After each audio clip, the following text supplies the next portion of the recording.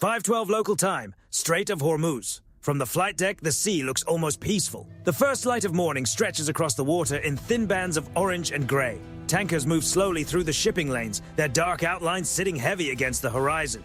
The U.S. aircraft carrier advances through the narrow strait at a steady 18 knots, with its escorts holding a disciplined formation ahead and behind. On the surface, it looks like a routine transit.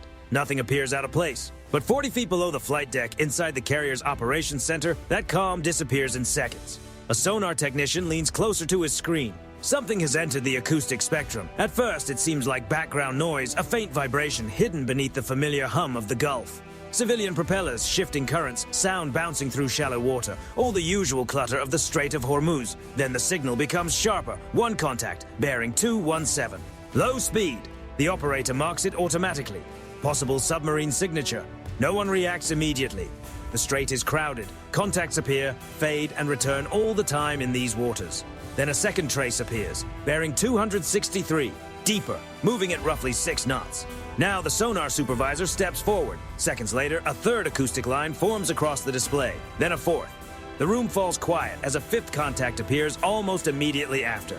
5 separate submerged objects, 5 independent propulsion signatures, all moving beneath the carrier strike group. The CIC watch officer steps closer to the console. Confirm classification. The sonar team begins cross-checking the acoustic patterns. Blade rhythm, propeller intervals, engine vibration. The answer comes back quickly.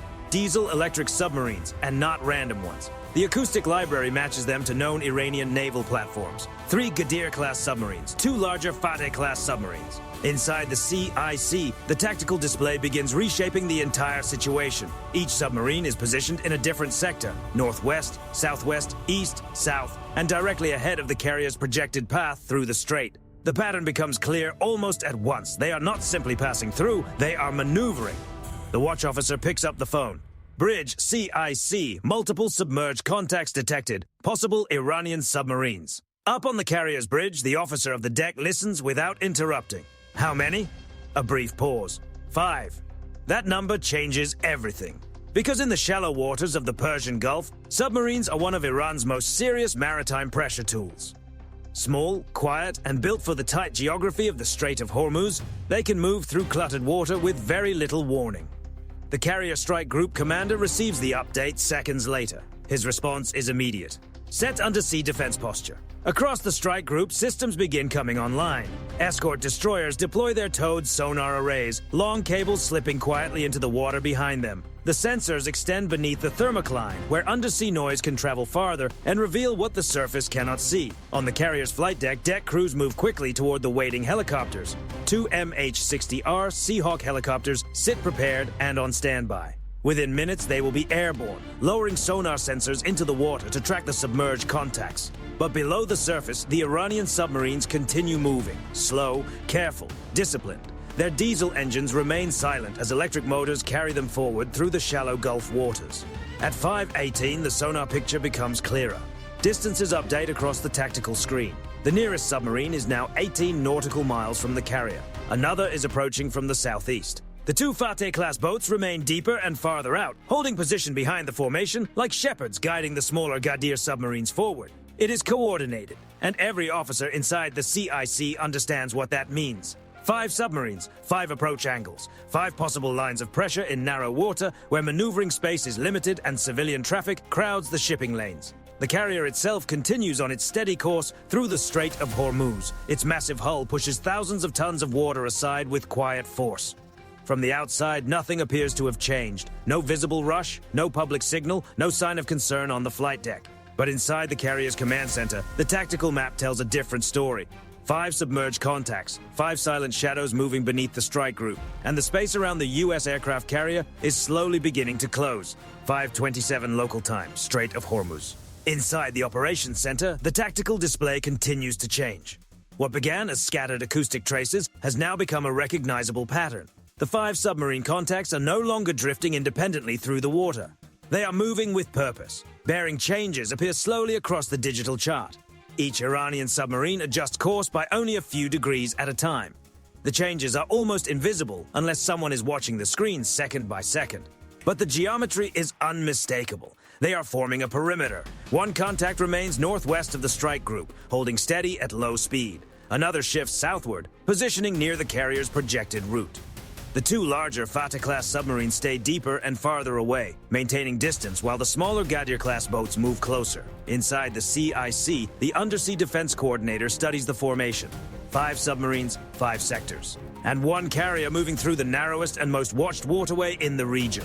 A classic multi-angle trap. The carrier itself cannot make aggressive maneuvers here. At its narrowest point, the Strait of Hormuz is only about 21 nautical miles wide, and commercial tanker traffic fills the shipping lanes like a moving wall of steel. Sharp turns at high speed are simply not an option. The Iranian commanders know this, and that is exactly why the submarines are closing in now. 5:29 local time. One of the sonar operators speaks again. Contact Sierra 2 is changing depth. The acoustic signature shifts as the submarine slips beneath the warmer layer of water. The thermocline works like an invisible underwater curtain, bending sonar waves and making detection more difficult. The move is deliberate. They are trying to disappear. But the U.S. Navy has spent generations tracking submarines in difficult waters. The strike group commander gives the next order. Launch the helicopters. Up on the flight deck, the engines of 2 MH-60R Seahawk helicopters come alive. Rotor blades begin slicing through the humid Gulf air as deck crews pull the chocks away from the landing gear. Within seconds, the first helicopter lifts off the deck, climbing over the carrier's island before banking toward the nearest underwater contact.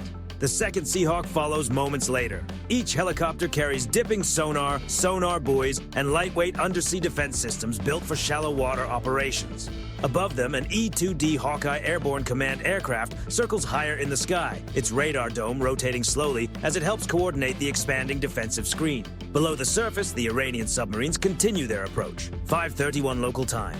The distance updates again. Nearest submarine, 14 nautical miles, closing slowly. The sonar operators now begin identifying individual propeller patterns. The smaller Gadir-class boats create a sharper acoustic rhythm, their compact propellers cutting quickly through the water.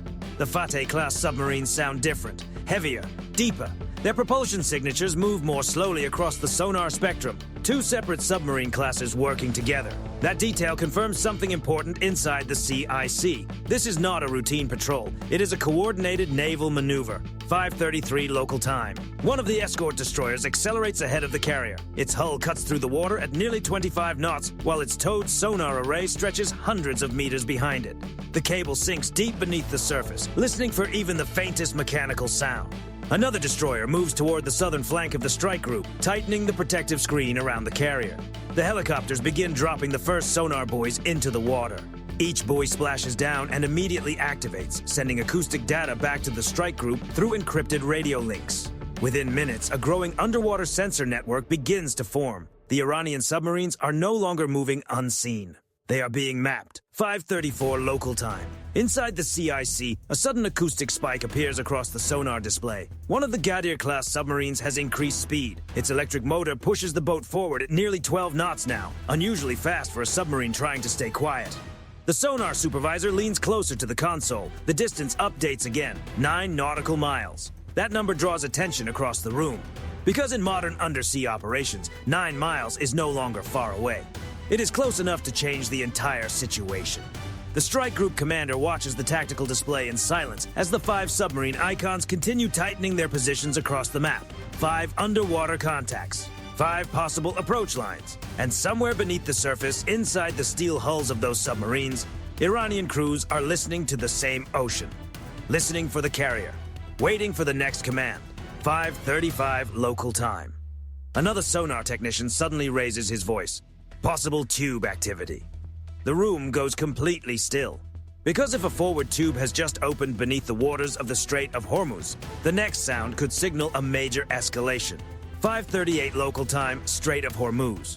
Inside the Combat Information Center, every sound suddenly matters. The sonar operator keeps his eyes fixed on the acoustic display. The signal that appeared seconds earlier is still there. Faint, but unmistakable. Metal shifting inside a pressure hull. Hydraulic movement. A short mechanical vibration traveling through the water. The sonar supervisor does not hesitate.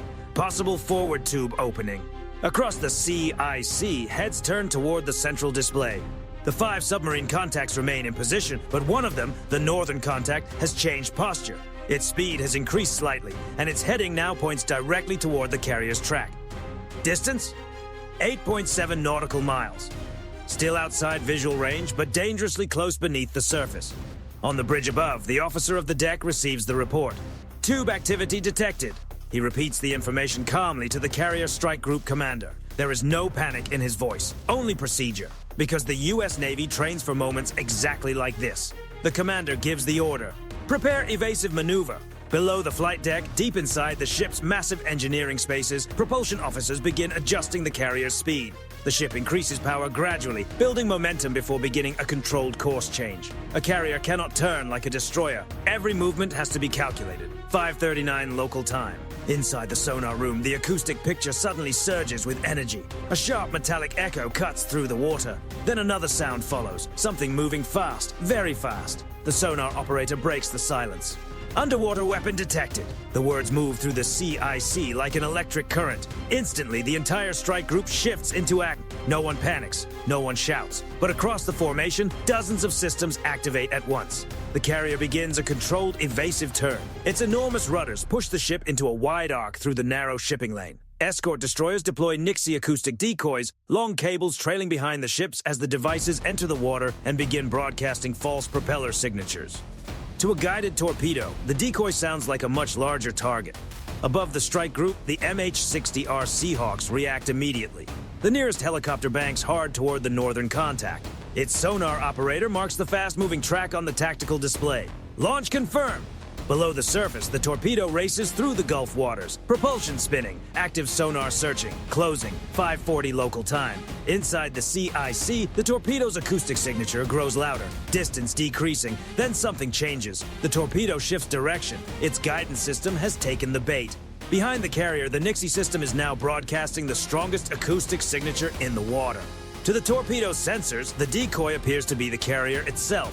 The weapon turns sharply. Seconds later, a powerful underwater detonation erupts nearly a mile behind the strike group. The shockwave rolls across the surface, sending a sudden ripple through the calm Gulf water. Inside the CIC, the sonar displays flare with the energy spike. But the carrier remains untouched. The torpedo has detonated safely in the wake of the decoy. For a brief moment, the room falls silent again. The first move has failed. But something important has changed. The Iranian submarines have revealed their position. The trap is no longer hidden. Now the strike group knows exactly where the underwater contacts are. 5:41 local time. The tactical display redraws itself. The northern submarine, the one that released the torpedo, is now fully exposed by the weapon's acoustic trail. The helicopters adjust course immediately. The nearest MH-60R begins descending toward the contact. Its dipping sonar system prepares for deployment. Above the water, the Seahawk slows into a steady hover. Beneath the helicopter, a long cylindrical sensor lowers into the sea. The sonar pulse moves outward through the shallow Gulf waters. Within seconds, the returning signal paints a clear picture. Submarine. Depth, approximately 140 feet. Speed increasing, attempting to withdraw, but the helicopter crew already knows what comes next. Inside the Seahawk's weapons bay sits a Mark 54 lightweight torpedo, built to track submarines in confined waters. 5:42 local time. Back inside the carrier's CIC, the strike group commander watches the screen as the helicopters close in. The Iranian submarine made the first move. Now the response is unavoidable. Because once torpedoes enter the water, the undersea confrontation has truly begun. 5:44 local time, Strait of Hormuz. Above the northern contact, the MH-60R Seahawk holds a steady hover. Its rotor wash tears across the calm surface of the Gulf. Beneath the aircraft, the dipping sonar cable stretches deep into the water column, sending a constant stream of acoustic data back to the helicopter's sensor console. Inside the Seahawk, the sonar operator studies the display carefully. The submarine is still there, clear, moving, depth approximately 140 feet, speed increasing. The Iranian crew below has realized their position is exposed. They are trying to pull away, but the helicopter already has a firing solution. The aircraft commander speaks calmly over the intercom. Contact confirmed, Fateh-class submarine. A moment later, he gives the order. Release. The Seahawk banks slightly to port. A hatch opens beneath the fuselage. Then the torpedo drops. The Mark 54 slips cleanly into the water. For a brief moment, it sinks in silence, stabilizing beneath the surface. Then its propulsion system activates. The torpedo accelerates forward, beginning a programmed search pattern. Inside the Seahawk, the sonar operator tracks both signatures at once. Submarine, torpedo. Two acoustic tracks moving through the same narrow stretch of ocean. 5:45 local time. Below the surface, the Iranian submarine reacts instantly. Inside the Fateh-class boat, the crew would have heard the torpedo enter the water within seconds. The sound of the helicopter's sonar pulses echoing through the hull confirms what they already suspect. They have been found. Ballast tanks flood as the submarine dives deeper toward the seabed. The captain orders a sharp course change. Electric motors push the vessel harder now, its propellers cutting into the dense Gulf water. But the torpedo keeps closing. Modern undersea torpedoes do not simply travel in straight lines. They listen, they search, they adjust. The Mark 54 sweeps through the water in tight arcs, its onboard sonar looking for the strongest acoustic signature nearby. The submarine's propellers make that search easier. 5:46 local time. Inside the Seahawk cockpit, the sensor operator suddenly leans forward. Target maneuvering. On his display, the submarine icon shifts sharply to the east. The torpedo responds almost instantly, adjusting its course to follow the submarine's movement. Two machines are now racing through the water, one pursuing, one trying to escape. Back inside the carrier's Combat Information Center, the entire strike group watches the engagement unfold through real-time acoustic data. The submarine's escape path appears briefly across the tactical display. Then the line begins to curve. The torpedo has locked back onto the contact, 5:47 local time. Below the surface, the distance between the two objects begins to shrink rapidly. 500 yards, 400, 300.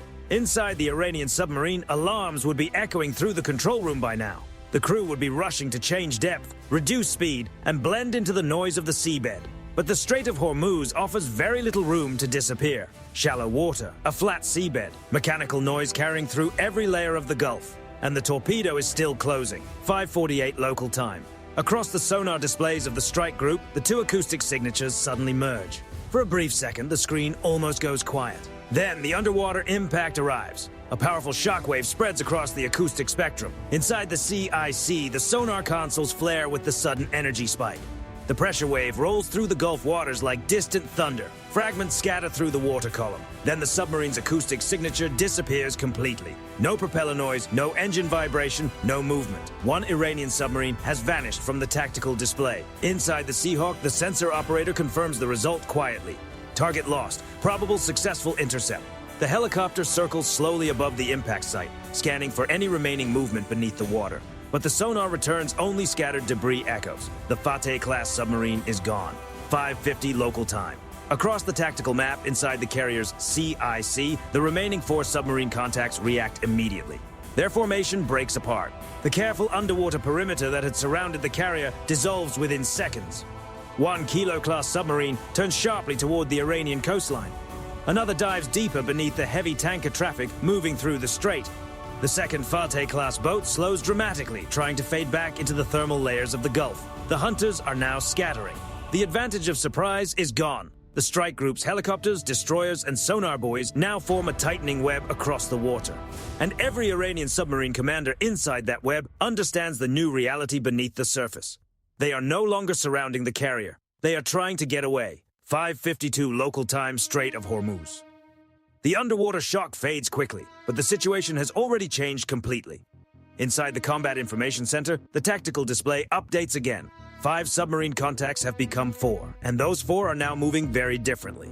The tight underwater circle that had surrounded the carrier only minutes earlier is gone. Instead of closing in, the remaining Iranian submarines are breaking away in separate directions. The trap has collapsed, but the danger is not over.